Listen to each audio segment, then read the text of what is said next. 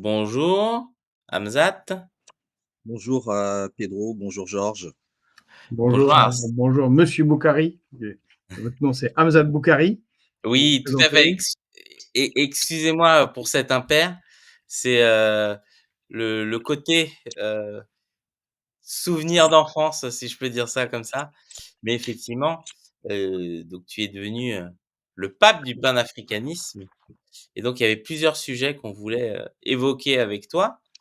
Déjà un premier parce qu'on en a parlé il y a pas longtemps ici. Et Et juste pour garder les formes, alors d'autant plus que tu connais Monsieur Boukari très bien. Donc, juste pour la présentation, parce que tout le monde ne vous connaît pas. Donc, vous êtes Hamzat Boukari, vous êtes franco-béninois, vous êtes né à Cotonou et vous êtes historien, vous êtes docteur. Et vous avez écrit plusieurs ouvrages, entre autres sur le panafricanisme, dont un sûrement qu'on a à mettre ici, qui est Africa Unite. Euh, euh, et vous avez beaucoup écrit sur l'autodétermination des peuples d'Afrique, aussi sur les grands leaders. Je crois que, alors, moi, beaucoup plus en amateur, évidemment, c'est une passion commune pour certains, comme Nkrumah, Lumumba euh, ou Thomas Sankara, on va en reparler, mais je laisse maintenant voilà, Pedro continuer. Je ne sais pas si tu as le livre à mettre oui, oui, si, j'étais en train de chercher parce qu'il a été préparé. Je vais le mettre en exergue. Je disais, donc, on a parlé récemment justement de la commémoration du massacre de. Alors, à chaque fois, j'écorche de Tiaroy, c'est Mhm. ça? Et je sais que tu étais aux commémorations. Et donc, est-ce que justement, tu peux nous dire un peu comment ça s'est passé et qu'est-ce que tu en as pensé Non, on justement? avait fait le topo ici, on avait expliqué on avait fait un topo sur le massacre de Tiaroy. Et on se Mmh. demandait comment Jean-Noël Barrot a supporté le moment. Bah, écoutez, oui, j'ai été invité par la primature, donc par le Premier ministre, à Dakar au début du mois, donc pour les commémorations du 80e anniversaire du massacre de Tiaroy, qui est un crime d'État, qui est un crime colonial commis par l'armée française, donc le 1er décembre 1944. Et ce qui est intéressant, c'est que c'était la première commémoration du nouveau gouvernement sénégalais, donc avec le président Bassirou Diomaye Faye et le Premier ministre Ousmane Sonko, qui sont dans une démarche de rupture vis-à-vis de la France et qui ont compris l'importance de Tiaroy dans cette décolonisation qui reste à achever vis-à-vis de la France. Il y a une volonté de la part de ce gouvernement de produire un nouveau narratif, en tout cas de rétablir la vérité sur un certain nombre de faits et de pratiques.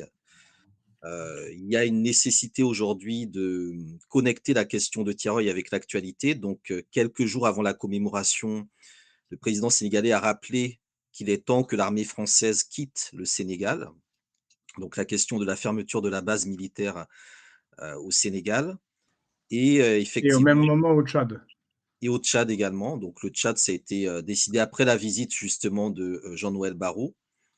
Et dans le cas donc du Sénégal, donc c'est commémoration. Alors il y avait un petit débat, un petit doute pour savoir si Emmanuel Macron viendrait, mais bon, à mon niveau, il était évident qu'il ne mettrait pas les pieds à Dakar. Et donc effectivement, Jean-Noël Barrot est intervenu. Il faisait partie des 4 ou 5 discours officiels prévus lors de la cérémonie, une cérémonie qui était très bien organisée, qui s'est très bien déroulée. Alors, je dois dire que son discours a été totalement insignifiant, totalement à côté de la plaque et je pense que la France ne prend pas la mesure de l'histoire qui est en train de se jouer et est en train vraiment de Heureusement que Macron n'était pas là. Je pense qu'il aurait fait pire, parce que ses derniers passages en Afrique ont été tellement catastrophiques. Alors, je pense que la présence de Macron aurait été ingérable parce qu'il y a quand même toute une partie de la jeunesse sénégalaise qui est après lui et de la jeunesse africaine qui est après lui. Donc je pense que sa présence aurait été ingérable. Il faut comprendre qu'il est, pestiféré. C'est fini le temps où on avait des présidents français qui se pavanaient en Afrique avec, la foule qui agite le drapeau français, tout ça, c'est terminé. Donc, là aussi, c'est un élément dont il faut tenir compte. Il y a effectivement peut-être 10 ans, un Hollande ou même un Chirac serait venu se pavaner et cetera. Mais là, bon, on est vraiment dans un autre Ça a été le tourisme. cas pour Chirac, il me semble, pardon, pour François Hollande à Bamako. Il avait dit que c'était le plus beau jour de sa vie. Exactement, exactement. Donc aujourd'hui, on est vraiment dans une autre situation. Alors, la cérémonie a eu lieu donc, dans le camp militaire, donc c'était organisé par l'armée sénégalaise. C'est un élément également important parce que le Sénégal est un pays qui reste sur une logique républicaine, qui n'a pas suivi le même parcours que les voisins du Mali ou du Burkina ou du Niger qui, eux, ont vu des, régimes militaires arriver au pouvoir et il me semble important de mettre en avant la question de l'armée, l'honneur de l'armée, parce que la question de Tiaroy, c'est une question aussi d'honneur militaire. C'est-à-dire que l'armée française est une armée criminelle, au minimum dans le contexte colonial, mais aussi dans le contexte néocolonial, vis-à-vis d'interventions ou de coups qui ont été montés, alors soit directement par l'armée française, soit par les officines du temps de Jacques Foccart et de ceux qui lui ont succédé. Et dans le cas du massacre de Tiaroy, c'est l'honneur tout simplement de l'armée qui est mis en jeu puisque ce sont des officiels qui ont, ordonné l'exécution, de tirailleurs qui avaient, combattu pour la France, qui avaient été faits prisonniers par les nazis, que les nazis avaient épargnés, mais que l'état-major français a fait, exécuter. Donc du point de vue de l'armée française qui est, une des équations aujourd'hui de la place de la France en Afrique, hein. C'est pour ça que Jean-Yves Le Drian a eu aussi ces fonctions-là pendant 10 ans, les affaires étrangères et la défense. Il y a évidemment une remise en cause, de sa toute-puissance et il y a la nécessité de, comment dire? De mettre en avant une autre approche, de la souveraineté africaine et ça passe par un autre narratif sur les armées africaines. Donc c'est important que cette cérémonie ait eu lieu dans le camp militaire de Tiaroy. Donc il y avait le président de l'Union africaine, donc qui est l'actuel président de la Mauritanie, qui a fait un discours, on va dire somme toute assez classique. La cérémonie a été ouverte aussi par le discours, du président d'un comité d'organisation scientifique qui a été mis en place pour rétablir justement la vérité historique. Donc l'un des éléments qui est demandé à la France aujourd'hui, c'est la livraison des archives, puisqu'on sait que le massacre de Tiaroy a été couvert par l'état-major. Il y a eu des faux, qui ont été fabriqués. Il y a des archives qui ont été disparues. Il y a des cartons où quand vous les ouvrez, on vous dit: ben tous les documents ont disparu». Il y a un petit mot qui dit que tous les documents ont disparu. Donc il y a un souci au niveau, de l'état-major et des archives militaires. Il faut, lever le voile sur ce qui s'est passé à Tiaroy. On a suffisamment d'éléments pour avoir, je dirais, des faisceaux d'indices et des éléments, crédibles et plausibles qui pointent directement la responsabilité de l'état-major français. Mais le fait que Emmanuel Macron se soit contenté d'envoyer un courrier, alors probablement par mail au président sénégalais pour dire que voilà, la France reconnaît, nin nin et cetera, ça n'est absolument pas à la hauteur de l'histoire, mais c'est à la hauteur de la petitesse d'Emmanuel Macron. C'est ça aussi qui est assez particulier. On aurait, pensé que pour un événement aussi important, il y ait une prise de parole un peu plus significative, mais là, on a vraiment, je pense, toute l'arrogance et le mépris, vis-à-vis de cette histoire-là. Ce qui est aussi important, c'est de voir que l'approche du Sénégal, est une approche où c'est le Sénégal qui prend la main.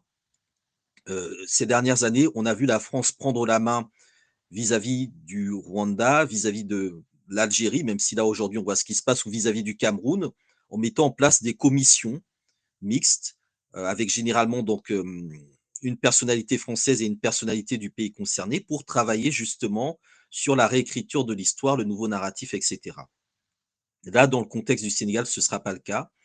Je pense que le Sénégal va reprendre une certaine souveraineté politique, mémorielle et symbolique qui est nécessaire. Et donc, c'était l'objectif justement de cette commémoration des 80 ans de Tiaroy. Donc, il y a des annonces qui ont été faites par le président sénégalais, comme effectivement la question des archives, la question de l'enseignement du massacre de Tiaroy à l'école. Et donc, il y a effectivement une volonté, je dirais, de rupture mémorielle et aussi de réparation qui est présente à partir donc de cette cérémonie-là qui est un moment vraiment très important. Alors on a, Galicie qui nous écrit dans le fil: «On a eu un accès aux archives de 14-18 en 2019. 3 petits points, vous êtes ambitieux». C'est vrai qu'en France, on est ce pays où il y a eu, le film de Stanley Kubrick, Les Sentiers de la Gloire, a été interdit, même à l'époque de Giscard d'Estaing. Donc bien, bien après la fin de la Première Guerre mondiale. C'était sur les fusillés, sur les fusillés. Je crois que tu as ton micro ouvert, Pedro. Ça résonne considérablement pour tout le monde. Sur les fusillés. Alors je crois que tu as un retour dans l'ordinateur d'Hamzat. Ah. C'est possible. Ouais. Je suis pas Voilà, certain. c'était sur les fusillés pour l'exemple de, en particulier 1917. Il y a énormément de sujets à discuter avec vous, très, très intéressants. Donc Pedro vous a présenté tout à l'heure comme le pape du panafricanisme. En tout cas, vous êtes un des intellectuels qui traite historiquement et intellectuellement le sujet du panafricanisme, mais également qui en est un défenseur. Pour notre auditoire, c'est quoi le panafricanisme, selon Très vous? simplement, c'est un mouvement de libération, un mouvement de résistance, un mouvement de solidarité qui, au départ, est né dans les Amériques, dans le contexte de la traite, donc la déportation, l'esclavage de millions de personnes au XVIIe, XVIIIe siècle, et qui, à partir en fait du XXe siècle, va accompagner les mouvements de décolonisation avec l'idée que l'Afrique, pour récupérer sa souveraineté, doit également travailler sa réunification, puisque le principe de la colonisation, ça a été d'appliquer des processus de balkanisation, c'est-à-dire de fracturer des entités politiques ou de créer des entités politiques pour les intérêts européens.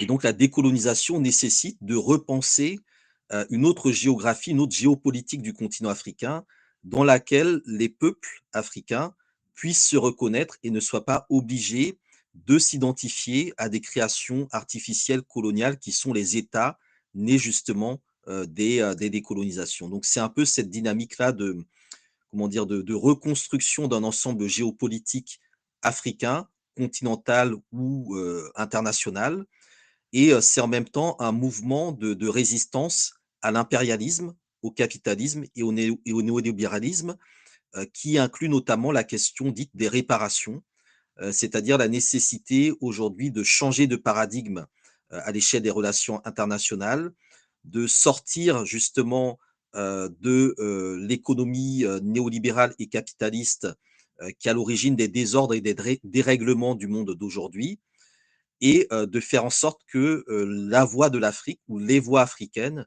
puissent également peser dans les grands débats internationaux. Alors dans cette idée d'unité, que ce soit clair, parce qu'il y a effectivement un principe d'unité. D'ailleurs, vous écrivez, votre livre, c'est Africa Unite. Si je ne me trompe pas, l'Afrique, c'est quand même plus de 50 pays, 54 pays, 55 pays. Et effectivement, les frontières, c'est ce qu'on montre aux enfants pour leur dire que voilà, il y a quand même un problème colonial, c'est qu'on a ces frontières droites bizarres qui passent au milieu du pays, qui correspondent à rien. Mais il y a quand même beaucoup de pays, il y a énormément de langues, il y a plus de 30 langues qui sont structurellement importantes. On parle de 2000 ethnies, en tout cas, il y a au moins 200 ethnies qui sont importantes aussi. Même pour ceux qui sont attachés aux couleurs de peau, les couleurs de peau sont différentes, les accents, les, les cultures. Et jusqu'où peut aller l'unité de l'Afrique? C'est aussi, il y a des différences, c'est un continent qui est gigantesque. Alors, si vous prenez par exemple les 3 pays qui forment aujourd'hui l'Alliance des États du Sahel, le Mali, le Burkina Faso et le Niger, avant la période coloniale, ils correspondaient grosso modo à 2 ou 3 zones d'empire qui communiquaient, qui fonctionnaient ensemble. Sous la période coloniale, ils ont été regroupés dans ce qu'on appelait l'Afrique occidentale française. C'est-à-dire que le principe d'unir ou de fédérer ou de regrouper des territoires a toujours été présent dans l'histoire de l'Afrique.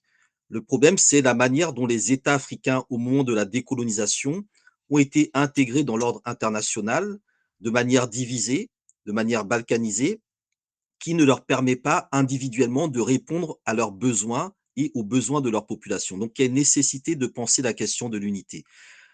L'une des difficultés, c'est que jusqu'à présent, ça s'est fait via des structures comme l'Union africaine, qui sont justement des regroupements et des forums d'une cinquantaine d'États, mais qui ne suivent pas une ligne idéologique commune.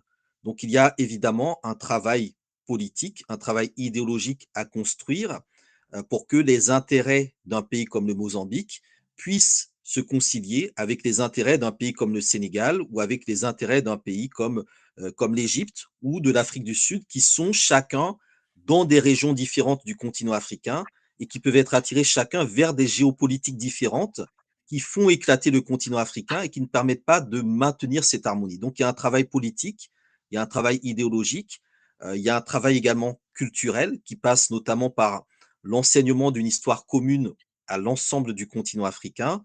Et c'est quelque chose qui relève de la volonté politique. Je pense qu'il ne faut pas se cacher les choses, ça ne se fera pas par un coup de baguette magique.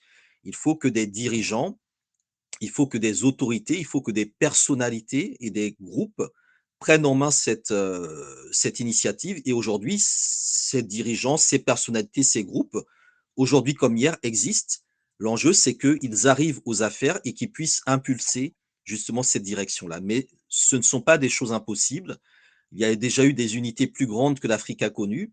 Ce qu'il faut comprendre, c'est que les fameuses frontières dont vous parlez, qui sont tracées un peu à la règle, elles correspondent à des ressources.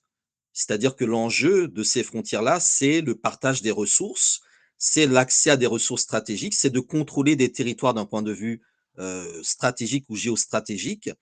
Et ces questions-là sont des questions qui font qu'aujourd'hui, le monde entier est en Afrique et personne n'a d'intérêt à voir l'Afrique s'unir parce que ce serait le recul des intérêts de toutes les grandes et moyennes ou petites puissances qui sont aujourd'hui sur le continent africain. Vous parliez des dans le cadre du néocolonialisme, des politiques néolibérales, qui se sont abattues durement, sur les pays africains.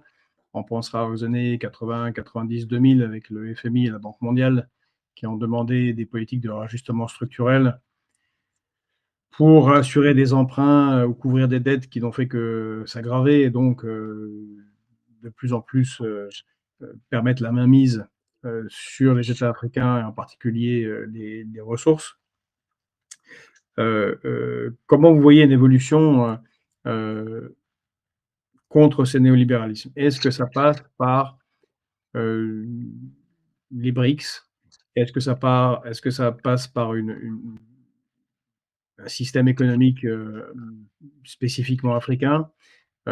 Comment, voyez-vous la libération par rapport à ce fléau qui est mondial, hein? Il ne touche pas que l'Afrique. Récemment, la Grèce a également été, atteinte fortement, un peu de la même manière que l'Afrique et la France, peut-être n'est pas loin de connaître le même sort. Alors, il y a plusieurs questions qui se posent. D'une part, au niveau du continent africain, on a des différentiels. On a quelques pays qui sont largement intégrés dans cette logique néolibérale, qui vont être présentés dans les grands rendez-vous comme les locomotives du continent africain, mais ce sont des locomotives parce que ce sont des bons élèves du FMI. Donc, il faut voir dans quelle direction ces locomotives mènent aujourd'hui le continent africain. Il y a quelques pays qui tentent, je dirais, de constituer des alternatives, notamment sur le volet politique et économique, mais une grande majorité des pays du continent africain restent encore dans des modèles d'économie coloniale, des modèles d'économie de rente qui ne vont pas notamment dans le sens d'une industrialisation ou d'une transformation sur place des matières premières. Donc la question de la transformation des matières premières, elle est liée aussi à la disponibilité des capitaux qui font que vous avez tout un tas de pays africains qui courent derrière les investissements étrangers pour développer leur secteur, notamment minier ou extractiviste, parce qu'ils n'ont pas les capitaux nécessaires. Et c'est là notamment que la question monétaire se pose. Vous avez une quinzaine de pays africains qui sont encore dépendants du franc CFA, qui est le franc des colonies, l'ancien franc des colonies françaises d'Afrique, qui n'ont pas la souveraineté monétaire nécessaire pour réellement être maîtres de leur politique économique. Donc il y a un certain nombre de carcans à briser aujourd'hui. La question de la souveraineté monétaire, la question également de la division internationale du travail qui maintient toujours l'Afrique dans cette situation de productrice de matières premières et réceptrice de produits finis. La question également, comment dire, comment dire, de la valeur du travail sur le continent africain. La Chine aujourd'hui se déporte de plus en plus vers l'Afrique. Certains pensent que l'Afrique sera l'atelier, le nouvel atelier du monde au XXIe siècle. Donc toutes ces questions-là aujourd'hui se posent et à mon sens, il est nécessaire que les pays africains mettent en place une forme de moratoire. Alors évidemment, il y a la question de la dette qui se pose, que Thomas Sankara posait déjà à son époque, mais comprennent la nécessité de rendre complémentaires leurs économies.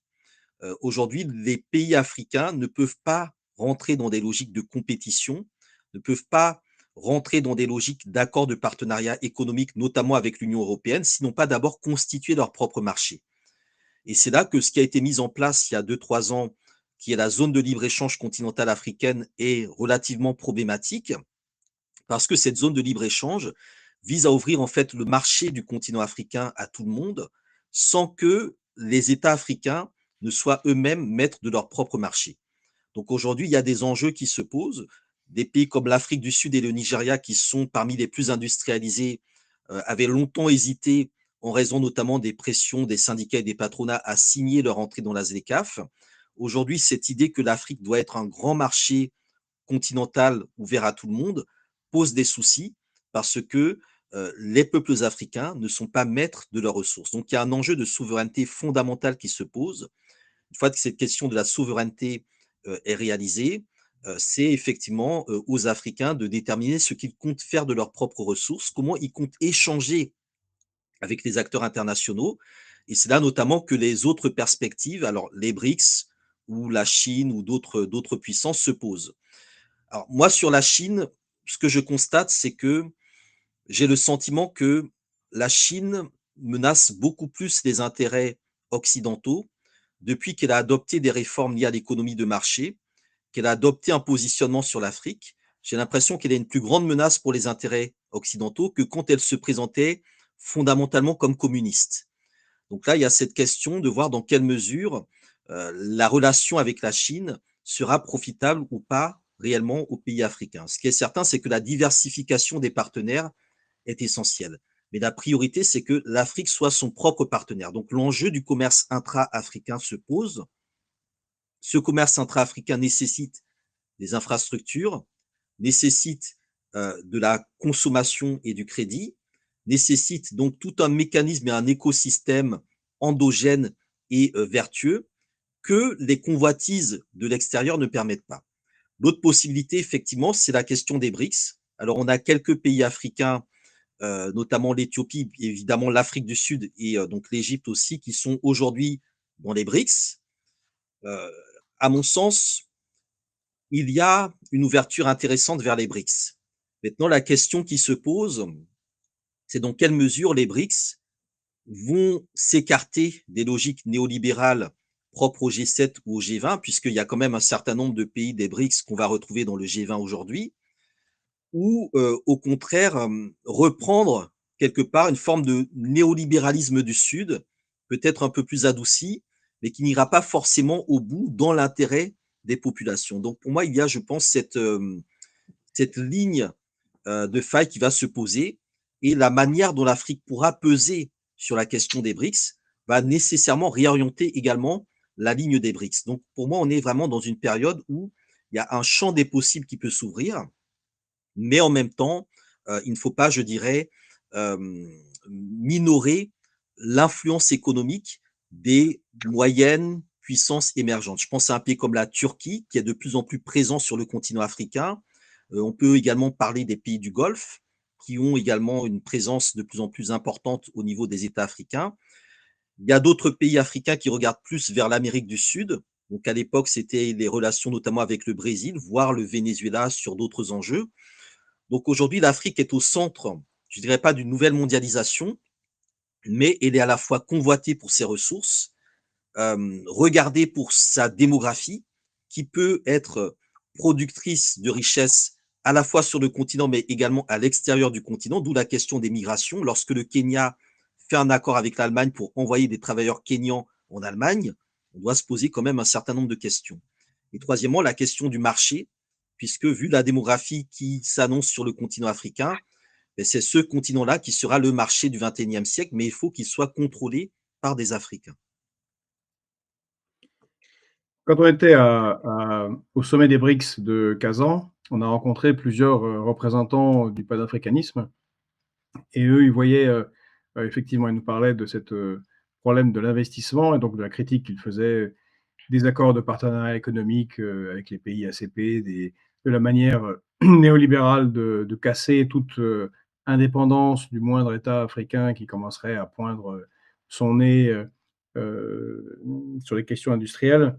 Heu, une petite anecdote, je l'ai vécu au Mali, j'étais très, très longtemps, j'étais jeune, on participait à un programme, financé, par l'Organisation mondiale de la santé d'installation d'une usine de médicaments, génériques, produisant des Doliprane, par exemple, enfin, des choses, génériques à Bamako. Et j'ai vécu directement l'offensive des, grands laboratoires pharmaceutiques qui ont tout fait pour tuer, cette, micro-usine, hein. Franchement, on était loin du mais même ça, c'était inacceptable et donc ça a été en un an, ça a été ravagé. Donc oui, à Kazan, ces tenants du panafricanisme insistaient sur l'intérêt qu'il y a, au sein des BRICS parce qu'il y a un liant, où tout le monde a été colonisé. Même des pays puissants comme, la Chine ou l'Inde ou le Brésil ont subi, que ce soit, en Amérique latine, la doctrine Monroe, les guerres de l'opium pour la Chine qui lui ont fait prendre 150 ans de retard, le colonialisme direct, en Inde. Pour les Russes, c'est les années 90. Bien sûr, tous les États africains, la période, du colonialisme et de la traite, de l'esclavage. Et ils trouvaient quand même un intérêt dans la nouvelle forme de financement proposée par la nouvelle banque de développement, qui est présidée par une brésilienne. Donc justement, à nouveau pas occidentale et ça avait l'air déjà important en soi. Et puis surtout 2 thématiques que vous avez abordées, c'est le respect dans les relations, que n'ont pas, nos dirigeants, hein, on l'a vu avec Macron et la question de la souveraineté. Voilà. Et maintenant la question que je vais vous poser, est-ce qu'il y a les leaders, en Afrique. Alors peut-être on a le président Faye, au Sénégal, mais est-ce qu'il y a les leaders en Afrique? Est-ce qu'il y a des Nkrumah? Est-ce qu'il y a des Lumumba? Est-ce qu'il y a des Sankara? Parce que porter ce combat exige des caractères très, très forts. Alors la 1re des choses, hein, comme vous l'avez dit, c'est la question de la souveraineté. C'est-à-dire qu'à la différence des autres, pays, Brésil, Russie, Inde, Chine, qui constituent les BRICS, les États africains n'ont pas la souveraineté équivalente, à la Russie ou à la Chine ou à l'Inde. Donc il y a cet enjeu, qui est fondamental. C'est-à-dire qu'il y a une rupture à faire vis-à-vis, des anciennes tutelles coloniales ou néocoloniales, qui est nécessaire et c'est ce qu'on voit plus ou moins poindre au niveau, par exemple des États du Sahel, voire même du Sénégal. Mais cette question de la souveraineté, elle est fondamentale. On ne peut pas, entrer dans un ensemble, libre, souverain et multipolaire comme celui des BRICS, si on n'a pas été capable soi-même d'arracher initialement sa souveraineté et je pense qu'on est encore dans ce combat-là. Maintenant, c'est un combat qui, je pense, peut s'accélérer dans les années et dans les décennies qui viennent parce que, il y a une dynamique qui est là. Il y a un vieux monde qui est en train de s'effondrer, c'est-à-dire que les organes, les institutions, les structures d'avant ne sont plus, en capacité de répondre aux enjeux qui se posent sur le plan géopolitique ou géoéconomique. Donc il faut de nouvelles modalités de gouvernance. Il faut également de nouvelles formes de patriotisme et c'est en ça que les régimes militaires qui sont arrivés au niveau du Sahel, gagnent une certaine popularité, une certaine adhésion, donc la question du patriotisme. Et surtout, il faut mettre en place, et ça, ce sera la prochaine étape pour ces 3 pays et d'autres, il faut mettre en place, et ce que le Sénégal a fait, une nouvelle génération de leaders politiques, une nouvelle élite politique. Et cette question de la nouvelle génération des leaders, elle est très sensible parce que à la fin des années 80, début des années 90, c'était les Américains qui avaient créé ce qu'ils appelaient les leaders de la nouvelle génération. Ils avaient notamment ciblé des dirigeants comme Yoweri Museveni en Ouganda ou Paul Kagame au Rwanda. Et aujourd'hui, on voit que ce ne sont pas forcément ces dirigeants-là, je dirais, qui sont les plus en phase avec l'idée d'une émancipation, d'une libération de l'Afrique sur des bases panafricaines. Donc, il y a la question aussi du Congo qui se pose. Là aussi, il faut, pour un pays comme le Congo, qui est central, des leaders réellement panafricains. des leaders qui ont une conception et une compréhension de l'enjeu que leur territoire joue à l'échelle africaine et internationale. Et enfin, je pense qu'il faut aussi une stratégie globale au niveau du continent africain pour que nous n'ayons plus une cinquantaine de dirigeants qui vont chacun dans leur avion se rendre à Sochi, à Kazan, sur le plan de la diplomatie, sur le plan de la géopolitique et de la défense des intérêts stratégiques du continent africain. Mais pour qu'il y ait cette ligne commune, eh bien, il faut que des intellectuels, des think tanks, des experts puissent la proposer aux dirigeants en place ou aux aspirants et futurs dirigeants pour qu'elle soit adoptée et pour qu'elle puisse constituer, tout à l'heure on parlait de la doctrine Monroe, pour qu'on puisse constituer, je ne sais pas, une doctrine Sankara qui reprendrait justement les lignes politiques que Thomas Sankara avait élaborées, qui sont toujours d'actualité. Sankara, il a été assassiné pour avoir fait son discours sur la dette et pour avoir soutenu l'indépendance de la Kanaki. Donc, ce sont des éléments, je pense, qui sont importants à garder à l'esprit. Il avait aussi une lecture de la question environnementale qui nous sort de la manière dont l'Afrique est quelque part instrumentalisée dans cette question sur le climat. Donc, on a, je pense, des éléments, des outils qui sont présents dans l'histoire du panafricanisme, dans l'histoire des relations internationales, à partir desquels on peut soit orienter les leaders de bonne volonté qui souhaitent faire des choses, soit produire, et c'est ça qui est le plus intéressant, des leaders de demain qui feront le travail que les ancêtres assassinés, les Ruben Oumiobe, les Patrice Lumumba, les Thomas Sankara n'ont pu faire jusqu'au bout. Ça nécessitera aussi évidemment des enjeux de sécurité puisque on est sur un continent qui connaît des déstabilisations régulières, qui a connu peut-être le plus grand nombre de dirigeants assassinés du fait de leurs opinions politiques, de guerres de déstabilisation. Donc là aussi, la question de la sécurité se pose et elle fait aussi partie, je dirais, des recompositions que l'on voit à l'échelle du continent africain, où pendant un certain temps, la France se présentait comme gendarme de l'Afrique. Et aujourd'hui, il y a d'autres acteurs qui arrivent avec également leur propre ligne d'intérêt. Alors moi, j'ai une Et question, Georges, si je peux me permettre. C'est justement, est-ce que parce que tu es président aussi de la Ligue Umoja, alors j'espère l'avoir bien dit, et justement, est-ce que c'est pas le but de cette ligue, c'est pas justement de réarmer ces politiques pour, créer cette nouvelle élite, comme tu dis? Bah, oui, notre but au niveau de la Ligue panafricaine MOUDA, donc nous sommes une organisation internationale et fédérale, donc avec des sections territoriales dans plusieurs pays d'Afrique et de la diaspora, jusqu'en Haïti, au Canada, au Congo, au Togo, etc. Et notre but, effectivement, c'est de contribuer au renouvellement du paysage politique africain sur la base justement des idées panafricaines. Donc c'est de former, c'est d'accompagner, c'est de conseiller des hommes et des femmes qui, on l'espère, demain seront en mesure d'assumer des responsabilités et d'appliquer tout ce que nous produisons du point de vue des analyses, du point de vue des perspectives. Donc c'est ce travail-là qui est fait, entre autres, plus un travail également de diplomatie au niveau international, qui passe un peu aussi par le réseau des BRICS, qui passe aussi par les réseaux sud-américains ou anti-impérialistes, et qui essaie, je dirais, comment dire, de redessiner un monde un peu plus égal et équitable du point de vue justement des relations internationales. Donc c'est ce travail-là que nous faisons, un travail de sensibilisation, de conscientisation. Il y a aussi un enjeu sur la diaspora africaine de France qui est fondamental. D'une part parce que Emmanuel Macron essaye de l'utiliser, de l'instrumentaliser dans son nouveau narratif de la relation de la France avec l'Afrique, et d'autre part parce que la France est toujours une puissance coloniale. On le voit d'une certaine manière à Mayotte. Voilà, je pense que vous en aviez parlé précédemment, mais c'est quand même le reflet d'une situation coloniale très particulière. Lorsque Emmanuel Macron dit qu'il s'y rendra, c'est aussi pour réaffirmer la colonie, enfin la dimension coloniale de la relation à Mayotte. Lorsque les médias français disent que Mayotte est coupée du monde, Mayotte est une île qui fait partie d'un archipel qui est celui des Comores. Donc comment peut-on dire que cette île est coupée du monde quand on a mis en place des politiques qui visent justement à l'isoler et à la couper de son espace? Donc il y a un certain nombre d'enjeux panafricain qui traite de la décolonisation de la France et de la nécessité sans doute aussi pour ce pays de changer de république parce que son modèle est fatigué. Il est dans une crise qui peut faire penser à la quatrième république, qui amène à mettre un premier ministre de troisième république, donc qui est totalement dans le logiciel colonial.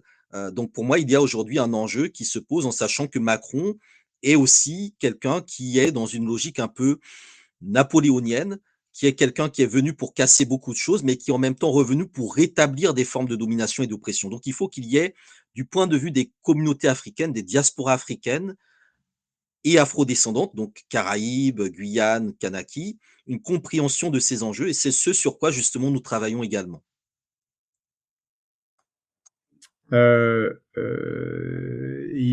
Je crois que dans le fil, vous parliez de il faut choisir entre le champagne pour quelques-uns et de l'eau potable pour tous. Parce qu'il y avait une discussion sur la citation de Sankara sur la justice et l'égalité.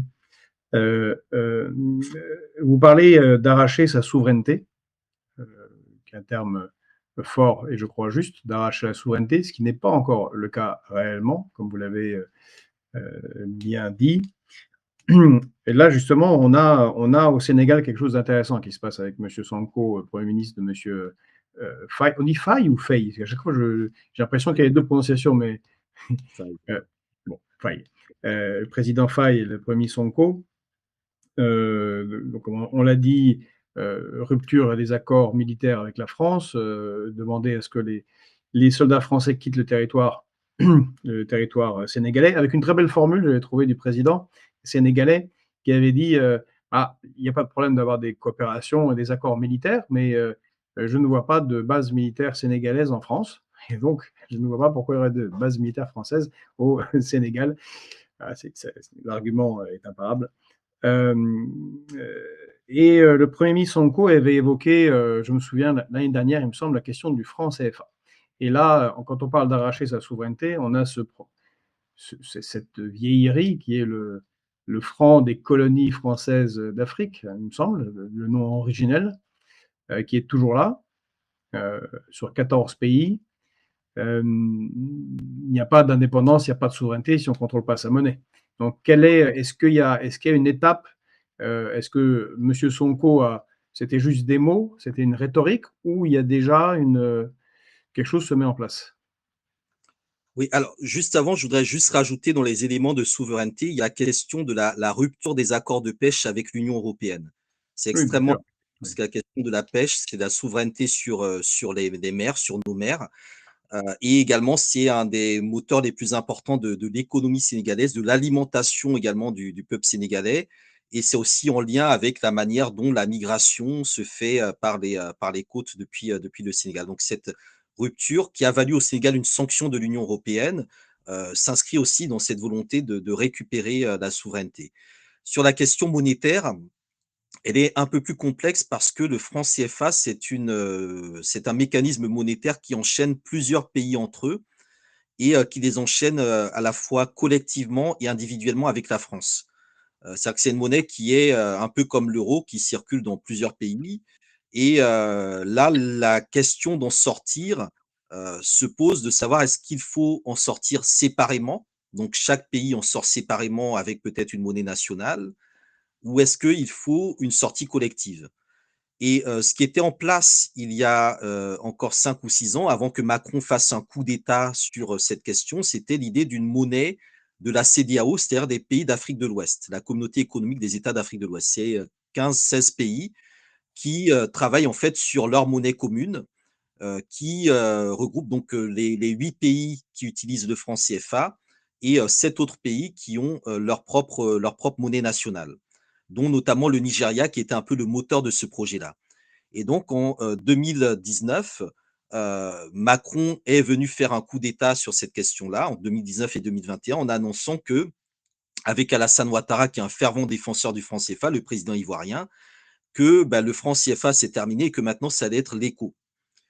Et donc cette intrusion de la France dans un débat monétaire intra-africain a créé beaucoup de grabuge et a d'une certaine manière coupé l'herbe sous le pied au Nigeria qui avait un projet de monnaie commune au niveau de la CEDEAO. Donc depuis, on est, je dirais, dans une période de confusion où, dans le cas du Sénégal, Sonko, dans son programme politique de l'époque, hein, l'avait déjà dit que si le Sénégal ne parvenait pas, dans le cadre de l'UMOA, qui est l'union des pays qui utilisent le franc CFA, ou de la CEDEAO, donc qui regroupe également les pays qui n'utilisent pas le franc CFA, à mettre en place une monnaie commune à tous ces États-là, eh bien, le Sénégal n'exclurait pas la possibilité de mettre en place sa propre monnaie nationale, en sachant que la question de la monnaie, elle est aussi liée à la question de la gouvernance et de l'État.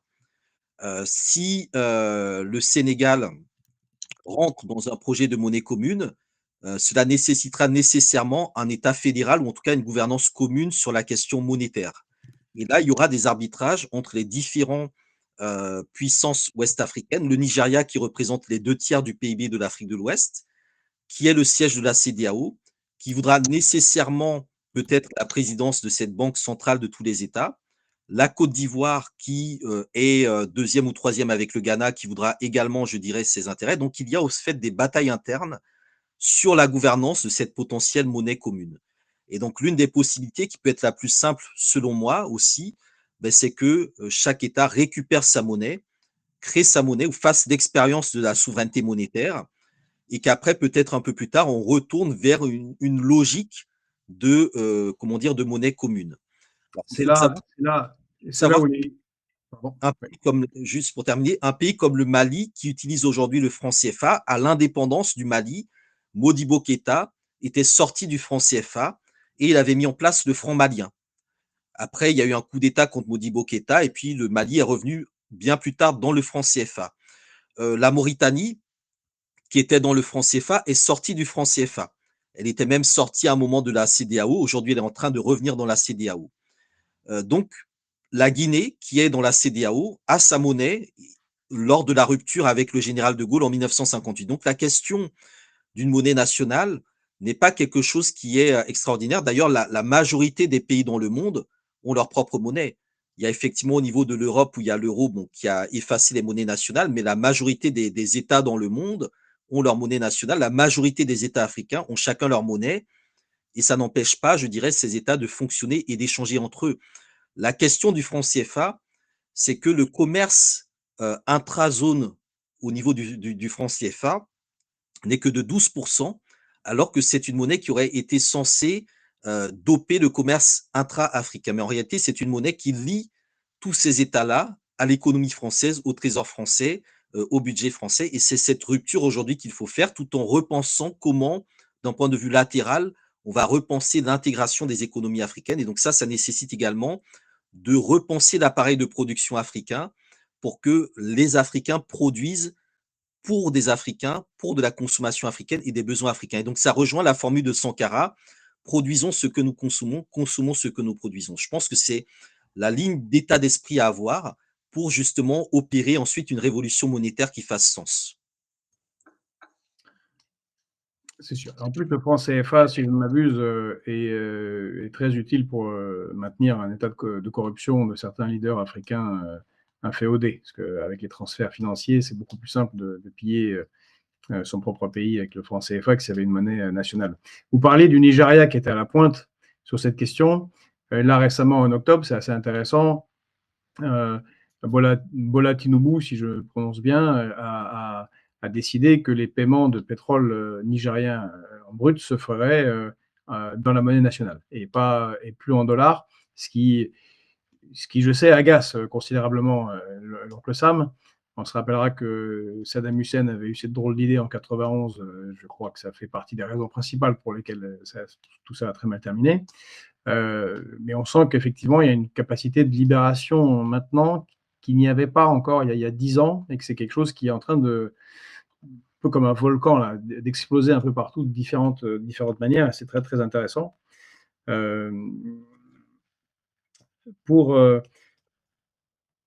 On a énormément de questions dans le fil. Je ne sais pas si je vais réussir à toutes les sortir. On a parlé du franc CFA. Je reviens juste sur une question peut-être, je ne sais pas votre avis, d'un point de vue philosophique. Un pays comme la France qui lui-même s'accepte comme pays colonisé, au sens n'a plus sa monnaie, ne contrôle plus réellement son budget et s'est inféodé à Washington. Est-ce que ce n'est pas difficile de se libérer d'une influence française qui elle-même ne voit que la géopolitique que comme un enchaînement de domination des uns sur les autres, et elles-mêmes acceptant la domination d'un autre. Pourquoi vous n'accepteriez pas, vous, n'accepteriez-vous pas la domination de la France? J'ai l'impression que Macron et les élites françaises fonctionnent un peu de cette manière. Oui, alors juste très rapidement sur Bola Tinubu, le président du Nigeria, c'est un pion des Américains et c'est assez particulier. C'est-à-dire qu'on a des dirigeants africains qui parfois prennent des décisions qui sont intéressantes, mais on se pose toujours la question de savoir s'ils prennent ces décisions intéressantes dans le sens de l'intérêt national ou dans le sens de leurs propres intérêts, qui sont notamment liés à des réseaux de corruption. Donc ça aussi, c'est toujours un élément qui permet de nuancer des décisions intéressantes de dirigeants fondamentalement problématiques. Sur le rapport à la France, moi je dirais que la France ne s'est toujours pas décolonisée. La France n'a toujours pas atterri de son histoire coloniale. Macron est un peu, je dirais, le prototype de cette politique africaine assez lunaire, voire lunatique, voire erratique, qui pose beaucoup de problèmes. Je pense qu'il y a aujourd'hui une nécessité de ce pays qu'est la France de faire son aggiornamento. C'est ce que nous avons évoqué notamment dans l'ouvrage collectif, hein, L'Empire qui ne veut pas mourir, une histoire de la France-Afrique, que j'ai coordonné avec 3 camarades. Euh, la période d'aujourd'hui est une période de rupture, de changement, et en même temps, c'est une période qui permet de repenser des dominations. Un pays comme la Centrafrique, qui a été l'un des premiers à passer, entre guillemets, dans le camp des Russes, à rompre avec la France, aujourd'hui est en train de revenir totalement dans le giron de la France. Le président Touadéra a rencontré Macron, il y a des plans qui ont été mis en place, etc. Tout ça. Il y a un autre élément qui est qu'on est dans des logiques de plus en plus affairistes. Aujourd'hui, la France-Afrique, elle veut se tourner vers les pays anglophones, le Nigeria déjà, le Kenya, où aura lieu le prochain sommet France-Afrique, parce qu'il y a des recherches d'opportunités nouvelles. On peut penser au projet de Total au niveau du Mozambique. Donc, il y a une redéfinition de ce qu'on appellerait l'Afrique utile. Et ça renvoie peut-être à un nouvel âge de l'impérialisme français. Areva va être, enfin Orano va devoir quitter probablement le Niger. Ils ont arrêté leurs opérations, ils se sont réorientés vers d'autres zones. Donc on voit bien qu'il faut distinguer ce qui relève de l'État et ce qui relève, je dirais, des multinationales et de l'impérialisme. Je ne suis pas certain, par exemple, que sur la question du franc CFA, les positions soient les mêmes à Bercy, à l'Élysée et au niveau des entreprises du CAC 40. Les entreprises du CAC 40, elles ont besoin de consommateurs africains qui achètent leurs produits. Elles ont besoin que les Africains puissent s'endetter, vivre à crédit, consommer, et le franc CFA ne le permet pas. Donc là aussi, il faut se poser la question de quels sont les intérêts qui sont cachés derrière des ouvertures ou des ruptures qui peuvent être des fausses ruptures ou comment dire, des réorientations de la domination. Alors, lorsque la France a été chassée du Sahel, on a vu des experts soit annoncer que la France pourra maintenant agir de manière cachée en faisant des déstabilisations. Donc, c'est assez cocasse de dire publiquement qu'on pourra déstabiliser secrètement, ou d'autres qui ont dit ben, on va se préparer pour revenir à l'horizon 2040-2050. Donc, on est sur un État qui a de la mémoire, qui a de l'histoire, qui a de la rancune, ou même de la rancœur. Et je pense qu'il y a beaucoup de ça dans la manière dont la France aujourd'hui voit son déclin en Afrique. Il y a quelque chose de très affectif, de très du dépit amoureux. Et c'est tout cela que représente Macron dans ses gesticulations. Voilà, quand il convoque les présidents africains, quand il leur dit dites-moi que vous voulez que la France soit à côté de vous, il y a vraiment quelque chose de comment dire, de pathologique. Il y a quelque chose de très inquiétant. C'est Et de vrai, ce vous avez raison. C'est qui dirige ce pays-là, un mais psychanalyste, c'est l'analyse qu'il ferait, je pense. quand il a été élu en 2017, enfin moi je voyais les choses venir de loin. Voilà, l'idée d'abolir les clivages, etc. Bon, c'est la Startup Nation. Bon, je pense qu'on ne peut pas être surpris de la tournure que les choses ont prise aujourd'hui.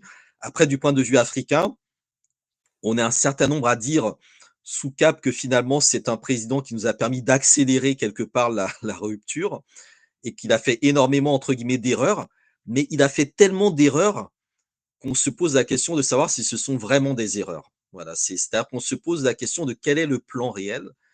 parce que tout est fait finalement pour, aller dans le sens, je vais pas dire d'un déclin de la France ou d'une chute de la France, mais, voilà, il y a quelque chose de très particulier. Il y a Mais un état. on a la même analyse, sachez, parce que si on regarde toutes les 7 années de présidence Macron jusqu'à maintenant sous l'angle de la construction de la souveraineté européenne, donc de la fin de l'État-nation, bah, ce qu'il fait a une certaine cohérence et est plutôt efficace. Donc, si l'objectif était d'affaiblir l'État-nation en France de toutes les manières possibles, de se ridiculiser devant le président Tshisekedi à signer le traité d'Aix-la-Chapelle, il est, il est, il fait du bon boulot. Vous parliez de la CEDEAO, ce week-end, il y a eu le sommet de la CEDEAO. Et vous y étiez, il me semble, ou Alors non? non, non, je n'y étais Ah, j'ai pas. cru que vous y étiez. Bon, c'est pour savoir s'il y avait quelque chose d'important qui a été pris comme décision et, lié à cela, enfin lié à la discussion qu'on a eue juste avant, ce que vous avez dit sur la monnaie, juste pour avoir votre avis. Donc le sommet de la CEDEAO, et est-ce que Kadhafi, a aussi été éliminé parce qu'il avait une velléité d'unité, africaine et qui proposait justement une démarche vers une monnaie africaine. Alors, Kadhafi a été, éliminé parce qu'il avait sans doute beaucoup trop d'informations. Bon, Sarkozy voulait personnellement l'éliminer, bon, parce qu'il avait aussi financé probablement sa campagne. Il avait sans doute pas mal de secrets, les infirmières bulgares et cetera. C'est un personnage également qui a, d'une certaine manière, terrorisé et amusé l'Occident. Voilà, c'est-à-dire que l'Occident a construit aussi des «caricatures» entre guillemets de dictateurs entre guillemets «africains ou arabes», dont Kadhafi entre guillemets faisait partie, et comme d'habitude donc avant de tuer quelqu'un physiquement, on le tue médiatiquement, et ça a été le cas de Kadhafi qui, à mon sens, a commis l'erreur au tournant du XXIe siècle de vouloir réintégrer la communauté internationale, en pensant que le 21e siècle allait être un siècle, je dirais, de relations équitables. Il avait une approche très fraternelle vis-à-vis de Barack Obama. Heu, Moi, j'avoue, j'ai été surpris par certaines formes de naïveté, dans la manière dont il a été, éliminé, et dans la manière dont, la question de la Libye a été traitée. Kadhafi avait repris effectivement le financement de l'Union africaine, qu'il a grandement constitué à créer, qu'il voulait d'ailleurs établir au niveau de la Libye. Il se proclamait roi des rois d'Afrique. Il avait un projet continental, principalement, sur des questions de financement d'infrastructures, de monnaie continentale adossée au dinar or, qui aurait effectivement, à l'époque de la fin des années 2000, contribué à la crise, du dollar et la crise de l'euro, qui aurait peut-être éteint le système monétaire tel qu'il existait à l'époque. Et la Libye avait des fonds souverains, la Libye n'était pas endettée, la Libye était autonome, et donc la possibilité pour un pays de réussir ce type d'opération aurait eu sans doute des réactions en chaîne et aurait grandement, tué l'ordre international, et c'est d'autant plus important de le dire que lorsque les rebelles, donc armés par l'OTAN, sont arrivés au pouvoir avec également, l'adoubement de Bernard-Henri Lévy, c'est quand même le FMI qui a été la première institution à reconnaître le gouvernement de transition des rebelles libyens. Donc on est dans des systèmes où ce sont les institutions financières internationales qui décident de quel est le bon ou le mauvais gouvernement. Donc on voit bien que la question de la feuille de route, elle se pose, et aujourd'hui la Libye est, totalement, éclatée en 2 gouvernements, voire 3 zones différentes, avec une guerre civile. Alors que c'était le pays considéré comme le plus développé du continent africain du point de vue de l'indice de développement humain sous Kadhafi. Donc, aujourd'hui, il y a évidemment des conséquences de la guerre de Libye au niveau du Sahel, toute la déstabilisation du Sahel, et le projet de Kadhafi, qui épousait quand même des formes de néolibéralisme, heu, était intéressant sous certains aspects et problématique sous d'autres. Donc à mon sens, aujourd'hui, il n'est plus viable sous sa forme de l'époque. Il faut le repenser différemment. Je pense qu'on a suffisamment de comment dire? De plans qui ont été élaborés sur les dernières années pour le continent africain qu'on peut aujourd'hui, relancer. Mais il est évident que, l'un des éléments qui a conduit à la perte de Kadhafi, c'est la dimension ostentatoire qu'il avait, c'est la capacité qu'il avait aussi à humilier les occidentaux. Je pense que quand il vient dans l'Élysée avec sa tante, pour, voilà, dormir, sous sa tente, je pense que c'est une provocation vis-à-vis de la France et on sait que les impérialistes sont particulièrement susceptibles et ne pardonnent jamais à tous ceux qui ne se mettent pas à genoux devant eux. Donc Kadhafi, a justement refusé, cette posture-là, comme, d'autres, dirigeants l'ont refusé et a été éliminé dans le cadre de la destruction de la Libye, qu'on a voulu faire passer pour un élément du printemps arabe, un soulèvement populaire, mais on voit bien que c'était, une intervention, impérialiste, à l'époque, hein et l'Algérie était aussi probablement dans le viseur à ce moment-là, puisqu'on était dans la période de construction de la fameuse Union pour la Méditerranée, de Sarkozy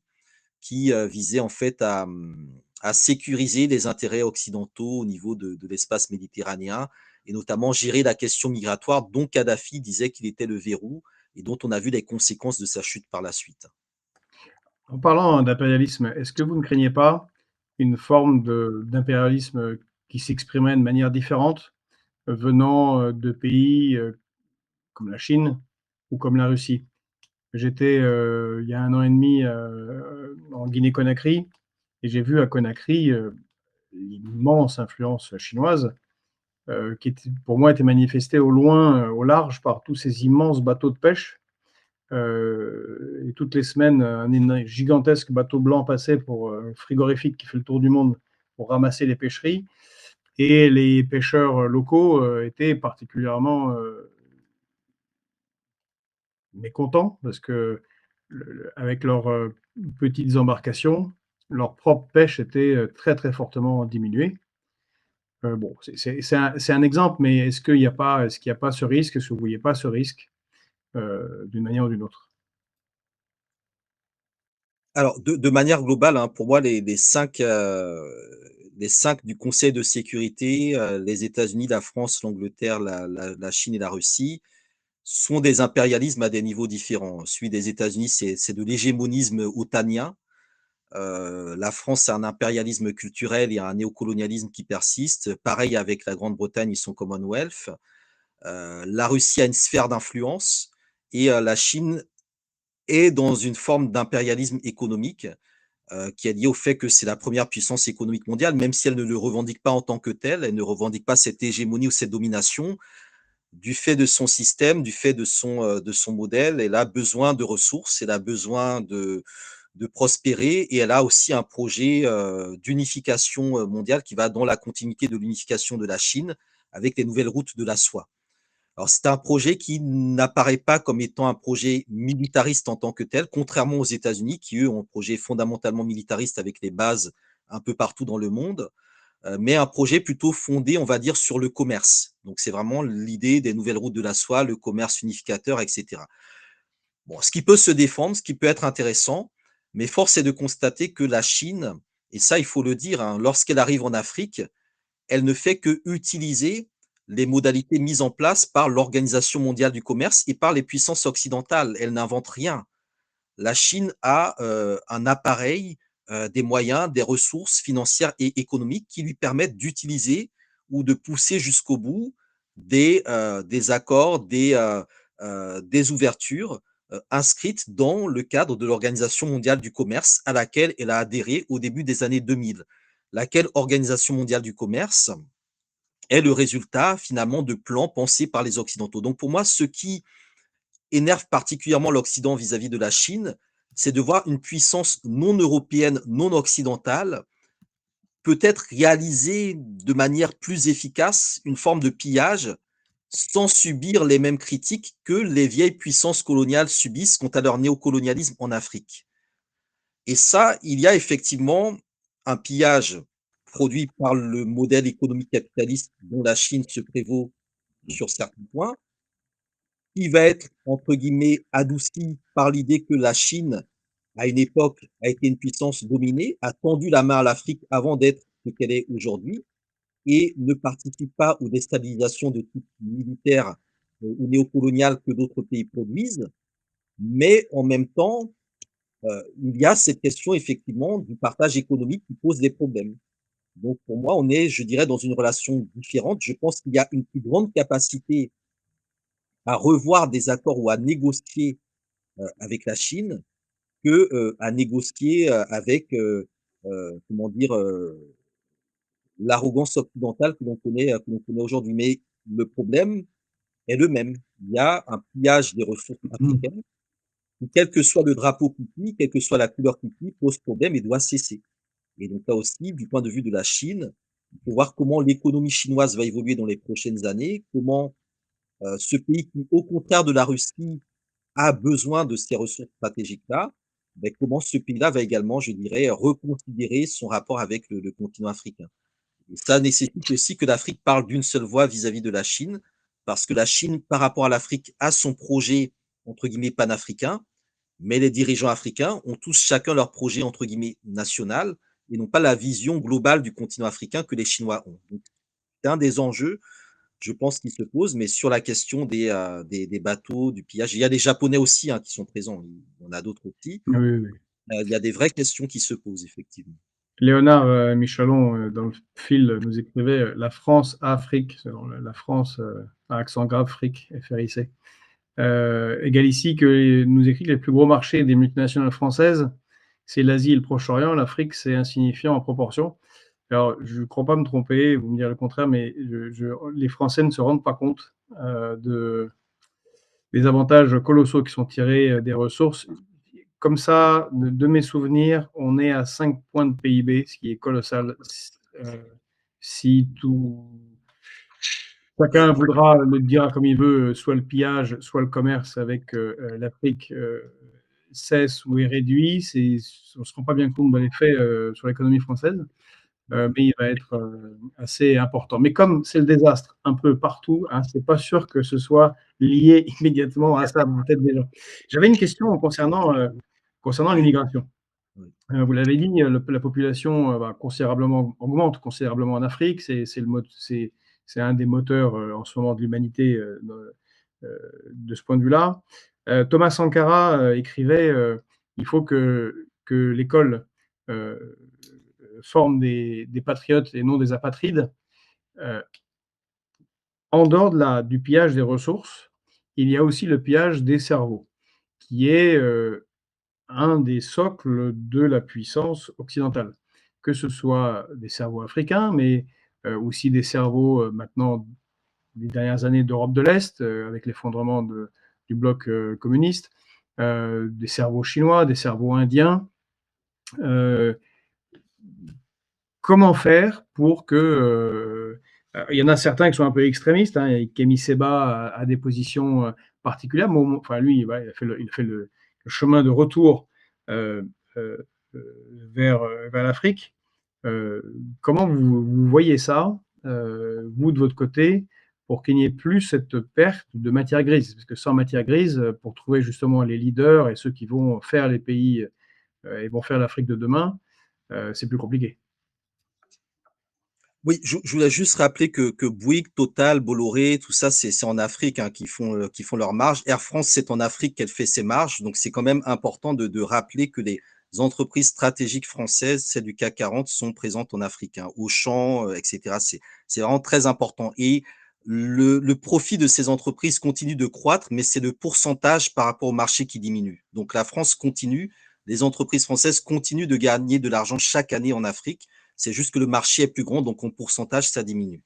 On ne se Sur la rend pas compte encore une fois, pour l'auditoire, les accords de partenariat économique imposés par l'Union européenne de libre-échange, euh, ça ressemble au début du colonialisme, hein. C'est avant d'aller piller des ressources, c'est trouver des débouchés pour les productions européennes.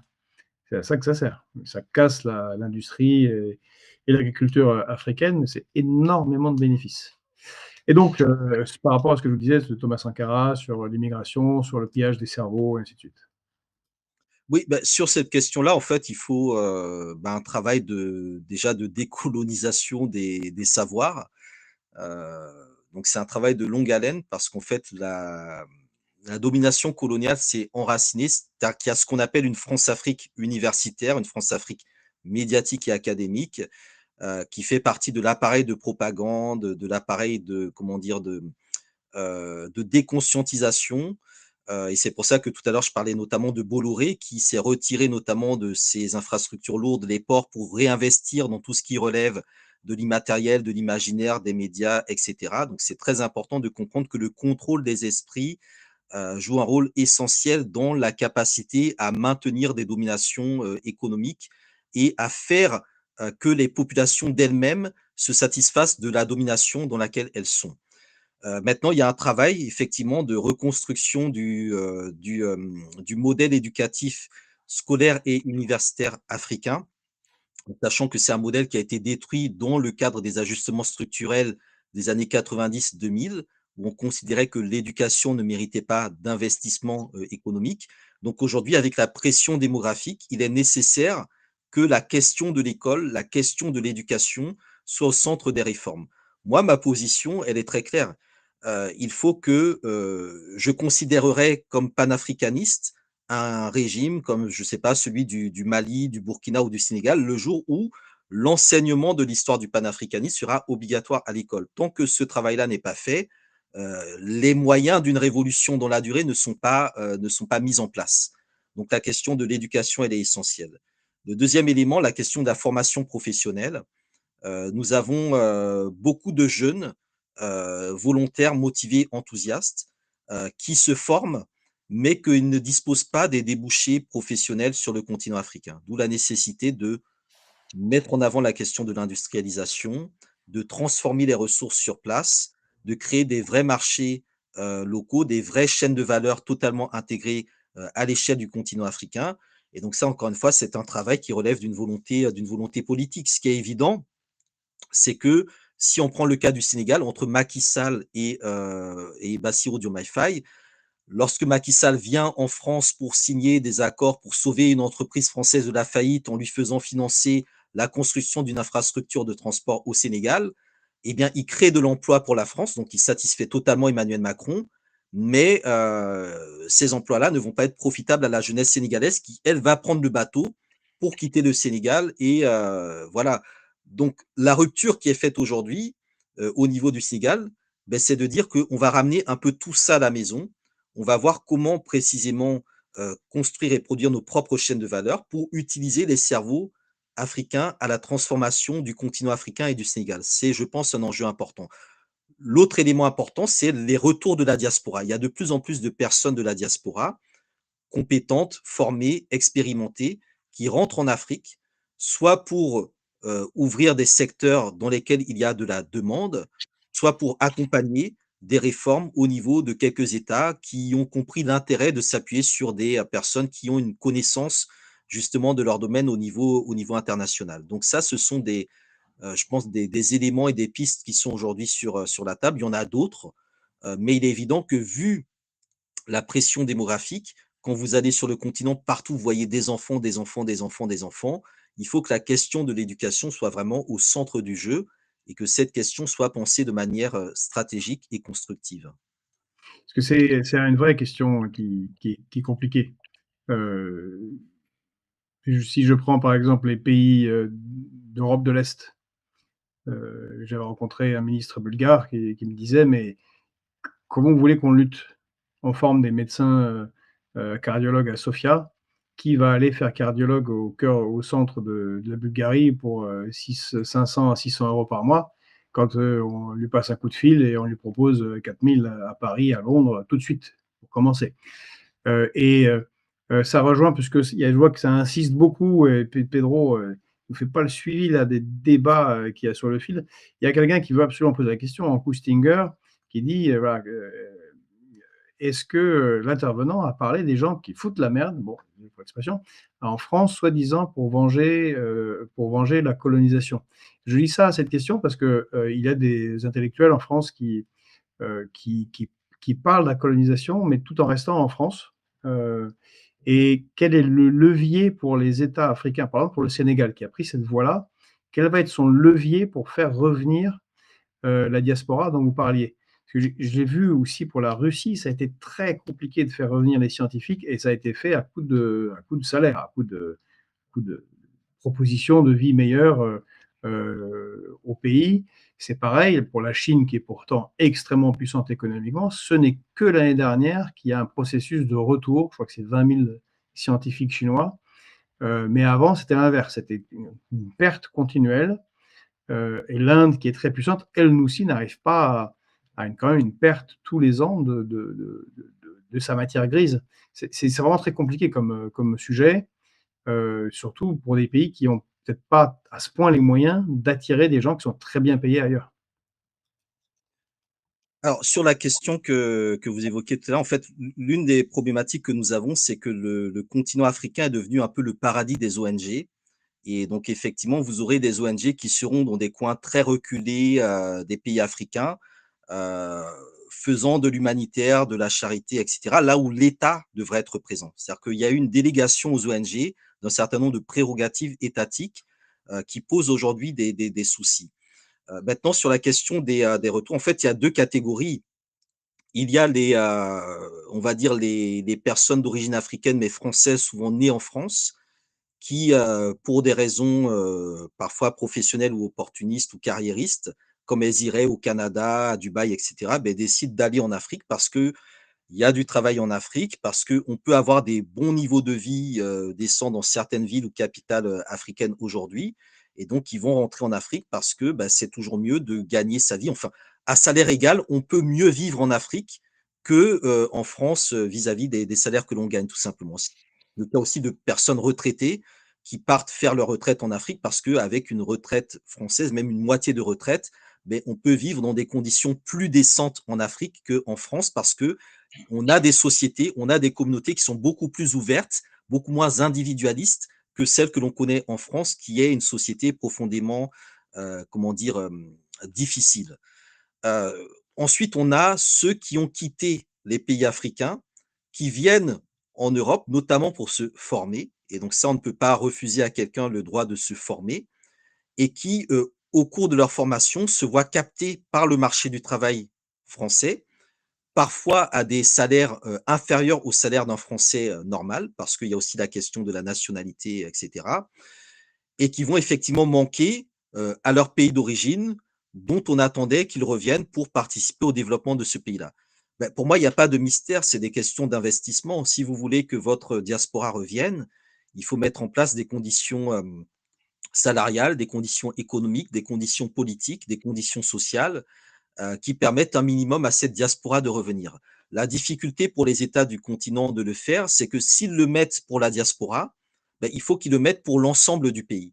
C'est-à-dire qu'on ne peut pas mettre en place des salaires privilégiés pour un médecin qui est à Paris, qui veut rentrer à Dakar, si le médecin qui est resté à Dakar n'a pas lui-même le même salaire. Donc, il y a cette quadrature du cercle à répondre.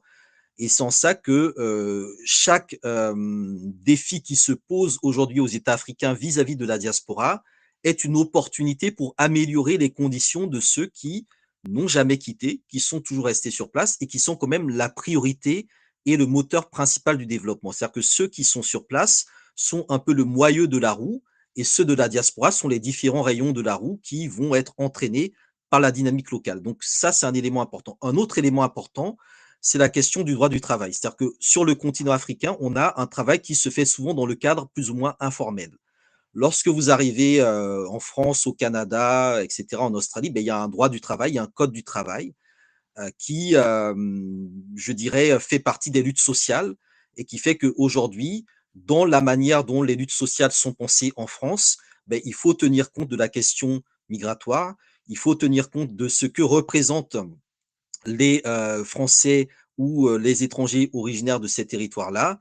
Et il faut que ces questions-là soient également politiquement débattues parce que ce sont des personnes qui participent à l'économie française, mais qui ne reçoivent pas nécessairement les droits qu'ils devraient recevoir. Donc, pour moi, il y a des questions d'égalité, de justice sociale, aussi bien ici en France par rapport à ces profils-là, que dans la manière dont les États africains doivent mettre en place des procédures pour leur permettre de rentrer et d'exercer dans des conditions décentes. Alors, si je peux me permettre, j'ai une question justement parce que tu parlais de la décolonisation des esprits. Pour moi, il y a un fait, alors, typique de l'impérialisme, d'Hollywood, c'était, le film Black Panther qui présentait une Afrique, très développée, mais dont beaucoup pensaient en fait qu'elle était mythologique et n'existait pas. Sauf que quand on regarde le niveau de développement d'un pays comme l'Angola ou l'Éthiopie, au final, c'est des on est quasiment aux standards occidentaux, ou au moins aux standards de l'Asie. Donc est-ce qu'il faut pas justement, aussi faire le travail de supprimer ces référentiels parce que pour que la jeunesse voit qu'en fait, il y a un très fort potentiel et il y a des endroits qui sont aussi, développés en Afrique que ça peut être en Occident. Absolument, absolument. Non, mais comme je le dis, il y a des on peut très bien vivre, enfin, il y a beaucoup de gens qui vivent très bien en Afrique. Tout le monde ne veut pas quitter le continent africain. Je pense qu'il faut vraiment rompre avec ce narratif-là. Maintenant dans la, comment dire? Dans la vision, la conception, la définition du développement, il est aussi important de comprendre que beaucoup de personnes rentrent en Afrique pour se tourner vers l'agroécologie. C'est-à-dire qu'il y a aussi la rupture vis-à-vis du mode de vie urbain ou du mode de consommation urbaine qui fait qu'en Afrique, on a un champ de potentialité sur les questions agroécologiques, sur les questions paysannes, qui est peut-être beaucoup plus grand et beaucoup plus important que ce qu'on peut connaître dans d'autres parties du monde. Donc là aussi, je pense que c'est un enjeu important, surtout à une époque où on parle de transition, énergétique, de comment dire? De priorités environnementales et écologiques. Il y a cette dimension-là. Ce n'est pas que pour les services, la finance, l'industrie, le commerce et cetera. Il y a cette dimension-là que le continent africain, c'est aussi un continent qu'il faut nourrir et donc la question des terres, la question de la production, de l'autosuffisance alimentaire, nécessite que des personnes aussi, investissent dans ces secteurs-là qui sont peut-être moins valorisés, mais qui sont stratégiques. Après, il y a aussi, je pense c'est important de le citer, l'argent de la diaspora. C'est-à-dire que la diaspora africaine de France envoie beaucoup plus d'argent en Afrique que l'aide publique au développement que la France envoie aux pays africains. Donc, on sait que l'aide publique au développement revient à la France via les entreprises françaises en Afrique qui captent cette aide-là. Donc, c'est vraiment une manière pour la France de s'autofinancer en disant qu'elle fait acte de charité. Mais la diaspora africaine qui est en France, via les transferts d'argent, finance beaucoup plus l'économie africaine que l'État français ne le fait. Donc, se pose la question de quel est, je dirais, l'idéal type politique de ces diasporas-là qui ont un poids économique mais dont, comment dire? La ligne politique n'est pas claire et c'est ça, je pense, qui est aujourd'hui un peu l'enjeu d'un certain nombre de débats, de combats et de convoitises, cette diaspora-là qui est, je dirais, un potentiel, de développement non négligeable. Question de Hugues, pourquoi les ex-colonies françaises se développent moins vite que les anglo-saxonnes ou portugaises? Alors les premièrement, les tous les présidents des ex-colonies françaises sont d'anciens ministres ou députés de la 4e République. C'est-à-dire que la différence entre le système français et le système anglais, c'est que dans le système, de colonisation anglophone, tous les leaders des indépendances se sont formés en Afrique et ont principalement combattu dans leur territoire.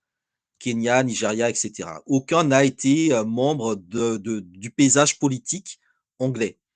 Mais dans le cas de la France, dès le départ, en fait, on a des élites politiques qui étaient au Palais Bourbon, qui étaient affiliées avec François Mitterrand, donc avec l'élite politique française. Donc on a déjà une captation dès le départ du leadership politique francophone africain par la France, d'où les mécanismes de la France-Afrique, etc. Deuxièmement, les pays dits anglophones ont des tailles et des superficies et des démographies plus cohérentes, leur permettant d'être plus solides. Des pays comme le Kenya, la Tanzanie, l'Ouganda, on est déjà sur des 50-60 millions d'habitants. Ce qui est différent des pays d'Afrique francophone qui sont je ne vais pas dire des nains démographiques, mais dont le marché intérieur ne permettait pas non plus d'atteindre un certain poids critique. Aujourd'hui, c'est en train d'arriver. C'est-à-dire que, par exemple, si la Côte d'Ivoire avait eu 70 millions d'habitants, jamais la France n'aurait déclaré la guerre à la Côte d'Ivoire comme elle l'a fait. Voilà, donc la question également du rapport démographique, de la superficie. Les colonies britanniques sont des colonies plus cohérentes du point de vue de leur constitution. Ensuite, ce sont des colonies dans l'espace anglophone qui sont fondées sur le libre-échange et donc la capacité en fait à commercer avec tout le monde. Alors que dans le cas francophone, on est dans des logiques de monopole où, vous êtes Dakar, beh, vous commerciez avec Paris, point. Un peu comme la Martinique, vous commerciez avec Paris, point. Mais vous commerciez pas avec Abidjan, pas avec vos voisins. Alors que dans l'espace anglophone, du fait de la nature économique de ces modèles donc de libre-échange, on est sur des choses beaucoup plus circulaires, avec beaucoup plus de centres, de polycentrisme, alors que dans le contexte francophone, on est sur, Dakar, Abidjan, Libreville. Enfin, on est sur des satellites de la France, et C'est c'est c'est quelque ch c'est pour ça que le Gabon a basculé dans le Commonwealth? alors c'est un peu plus compliqué que ça. Le Gabon, au moment de l'indépendance, voulait être département français. Le Gabon, lorsque le pétrole a commencé à couler à flot, Omar Bongo s'est converti, il est devenu El Hadj Omar Bongo pour entrer notamment dans le clan des pays de l'OPEP. Donc il y a aussi une certaine forme de clientélisme diplomatique qui amène en fait à trouver des ressources dans les différentes institutions auxquelles on peut se rattacher, en sachant, comme je disais tout à l'heure, que la francophonie est dirigée par une ancienne ministre des Affaires étrangères d'un pays, le Rwanda, qui est aujourd'hui beaucoup plus tourné vers le Commonwealth que vers la francophonie. Voilà, le prochain sommet France-Afrique aura lieu au Kenya, donc on voit bien qu'il y a, comment dire, le soft power de ces structures Commonwealth, francophonie, etc. Et il y a les enjeux économiques, voire juridiques, qui sont derrière, parce que le droit commercial français n'est pas le même que le droit commercial anglo-saxon. Le droit des affaires n'est pas non plus le même. Donc je pense que ce sont tous ces éléments-là qui sont aussi discutés lorsqu'on parle de la francophonie. On parle aussi d'une communauté juridique, d'une manière de concevoir le droit, les traités de commerce, les accords, etc., qui n'est pas la même que dans le Commonwealth. Et donc il s'agit aussi pour les pays africains de se donner alors soit des partenaires diversifiés, soit dans certains cas, et je le pense aussi, des chaînes supplémentaires au coût.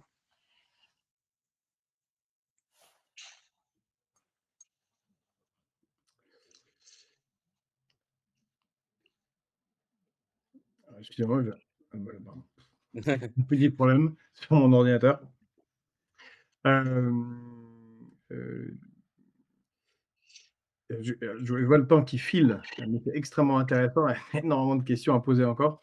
Peut-être une dernière, enfin une dernière, peut-être un dernier sujet si vous pouvez encore, bien sûr, monsieur Boukari, c'est, la question de la dette. Vous avez évoqué tout à l'heure, Thomas Sankara et son formidable discours sur la dette, prononcé à Addis Abeba, je crois que c'est en juillet ou en août, 87. Je suis entièrement d'accord avec vous, il a mis le doigt sur, le levier de domination, contemporain et donc ça a dû lui coûter la vie en octobre 87.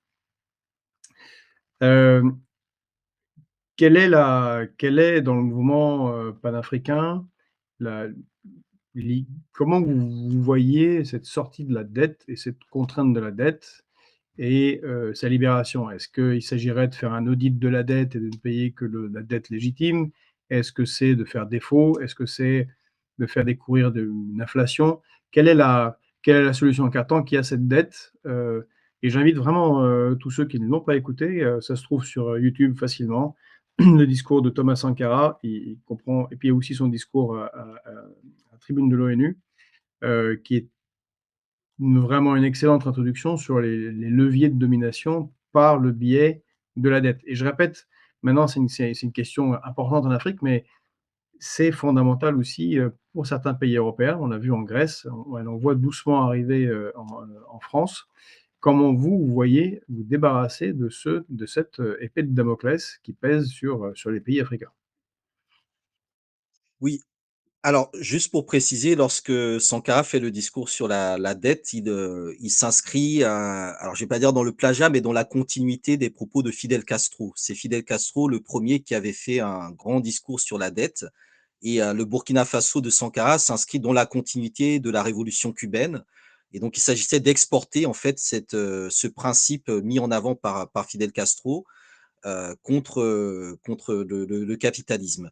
Fidel Castro au niveau de Cuba, qui fait la seconde révolution de la Caraïbe après celle de Haïti en 1804 Et je pense que Haïti est important. Le cas d'Haïti est important pour deux, trois choses qu'on doit bien comprendre.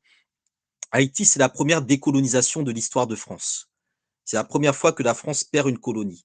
Et c'était la colonie la plus riche du Nouveau Monde à cette époque-là. Et c'est une défaite militaire infligée à l'armée de Napoléon. C'est une indépendance totale en 1804, le 1er janvier 1804. Et 20 ans plus tard, en 1825, la France de Charles X impose, entre guillemets, une dette à Haïti, c'est-à-dire le paiement d'une compensation en échange de la reconnaissance de l'indépendance. Sachant que l'indépendance, dans le contexte réel, c'est la capacité à choisir avec qui vous voulez commercer. C'est-à-dire que vous êtes indépendant le jour où vous êtes maître de votre commerce extérieur, où vous décidez avec qui vous voulez échanger, sous quelle modalité, quel prix, etc. D'où le fait que je l'expliquais tout à l'heure, les pays africains sont encore dans des relations de monopole ou d'exclusif vis-à-vis de la France. Et cette dette, entre guillemets, imposée à Haïti, c'est le début de l'histoire du néocolonialisme. C'est la première fois que vous avez un peuple qui s'est libéré militairement, qui a arraché son indépendance et qu'on remet dans les chaînes via un outil économique produit par les banques, puisque ce sont les banques en réalité qui se sont positionnées avec les assurances sur cette question-là, pour réenchaîner économiquement un peuple qui s'est libéré. Donc le cas de Haïti, pour nous, il est fondateur et fondamental de cette question de la dette que nous appelons plutôt la rançon et la nécessité de poser la question des réparations à Haïti. Donc en 2003-2004, Jean-Bertrand Aristide, qui à l'époque était président d'Haïti, avait dit à la France qu'elle devait verser à Haïti 22 milliards de dollars, qui correspond au montant de la dette de l'époque, qui est une dette illégale, illégitime et odieuse. Et Jean-Bertrand Aristide a été renversé par une intervention militaire américano-franco-canadienne. Et voilà, donc la question de la dette, elle est liée à celle des réparations par rapport à Haïti. Ça, c'est le premier point. Le deuxième point, c'est que souvent, quand on parle de la dette, les Occidentaux vont nous dire oui, mais on vous donne déjà de l'argent, on vous fait des prêts, etc. Et je pense qu'il y a depuis la fin de la Seconde Guerre mondiale une logique problématique qui est liée à la manière dont les Américains ont mis en place le plan Marshall pour la reconstruction de l'Europe. Parce que c'est par l'outil économique finalement que les Américains ont aussi vassalisé l'Europe, le plan Marshall. Et cette notion de plan Marshall, qui est liée à l'idée de la reconstruction d'un territoire qui a été ravagé, s'inscrit aussi dans des logiques de dette sur lesquelles nous devons être vigilants parce que un certain nombre de dirigeants disent que l'Afrique n'a pas besoin de dette, de réparation, mais d'un plan Marshall.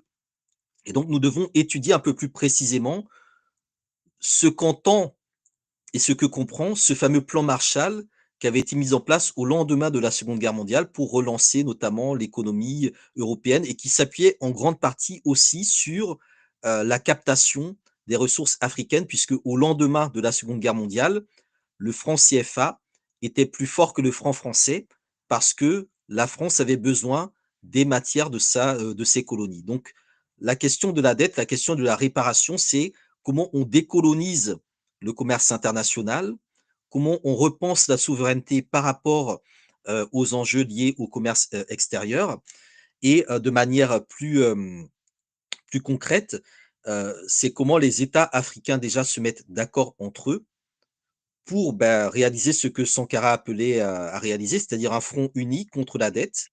Il appelait ça le club d'Addis Abeba, par exemple, pour faire en sorte que il y ait déjà une explication de ce que l'on met sous le nom de dette, qui est en réalité un racket, et qu'il y ait un réajustement de l'ordre économique mondial international qui soit, je dirais, un peu plus juste et qui tienne compte finalement du fait qu'aujourd'hui, il y a plus d'argent qui sort du continent africain que d'argent qui n'entre dans le continent africain.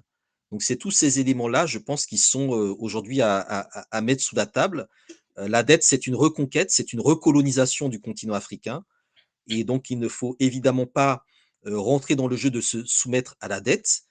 Il faut sortir des fourches codines du FMI, de la Banque mondiale et d'un certain nombre de structures, le Club de Paris, le Club de Londres, etc., qui maintiennent ce système-là.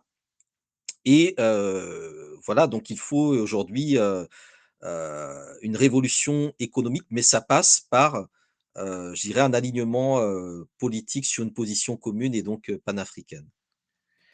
Mais, s'il y a un truc qui est intéressant dans ce que tu dis, Hamzat, c'est que c'est marrant parce que c'est totalement applicable à la France et j'ai l'impression que la France est comme un enfant battu qui battrait son propre enfant.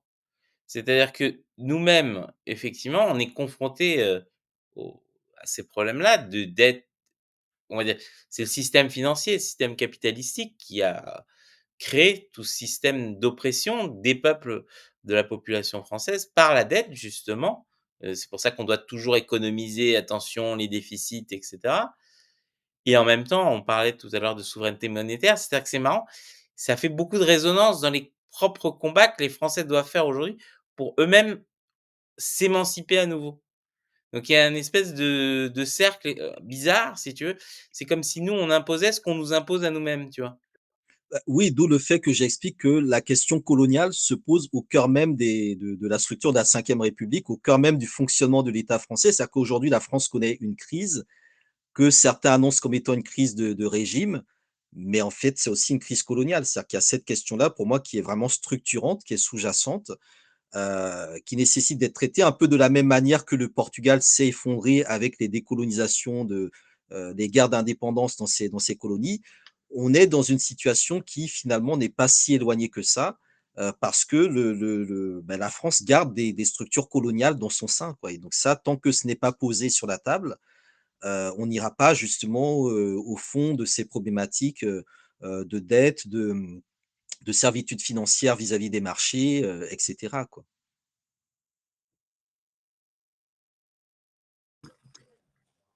Bon, c'est extrêmement intéressant. Je pense que ouais, il faudrait qu'on vous réinvite parce que le sujet est vaste, fondamental. C'est un des principaux sujets géopolitiques, enfin, en tout cas de l'avenir du monde, ce qui se passe en Afrique.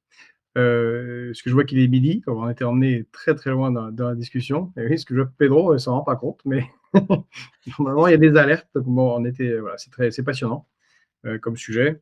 Merci beaucoup, Monsieur Boukari, d'être venu sur Fréquence Populaire. Et vous êtes bienvenu pour revenir, pour discuter eh bien, du panafricanisme, euh, entre autres choses, et de ce qui se passe, des événements divers et variés qui se passent sur le continent africain.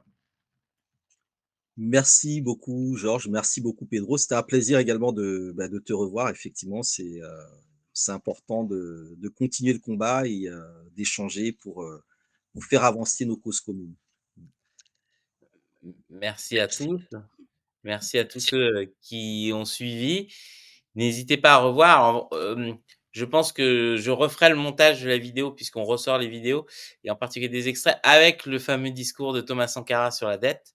Parce que c'est et peut-être je retrouverai celui de Fidel Castro puisque tu as cité la source Et originale. sur ça, c'est vrai que bon, on hésite à parler de Castro parce que sinon on finit vite en horrible communiste des Caraïbes. Mais moi, j'aime beaucoup, peut-être qu'on pourra en reparler une autre fois parce que là, ça nous amènerait très loin, mais la guerre en Ouganda et l'intervention cubaine ici, c'est complètement le combat de Nelson Mandela, comment il a été mené, et le fait qu'il ait voulu que son premier discours international se fasse à La Havane, je crois que c'est en juillet 91, et nulle part ailleurs, en raison du fait que c'est l'intervention cubaine qui avait permis, bon, de facto, par voie de conséquence, par effet domino, sa libération, est complètement inconnu et occulté en Occident, et c'est un discours en soi extraordinaire que celui de Nelson Mandela à la Havane. Enfin, il y aurait vraiment énormément de sujets à aborder, ne serait-ce que cette thématique d'un pays avec des gens un peu colorés, basanés et des Caraïbes qui non seulement font une révolution et deviennent indépendants, mais osent faire une expédition transatlantique comme l'ont fait que les Occidentaux, il me semble, jusqu'à maintenant, pour aller changer le cours géopolitique du monde. Il y a vraiment énormément de sujets à discuter et celui-là sera aussi très, très intéressant. En tout cas, merci beaucoup, c'est très instructif. Et comme je ne l'ai pas lu, je vais me procurer Africa Unite. Comme ça, je serai moins bête sur ce sujet la prochaine fois. Bah, merci à tous, bonne Mer journée et à très bientôt. Merci. Au revoir. Bonne journée à tous. Merci.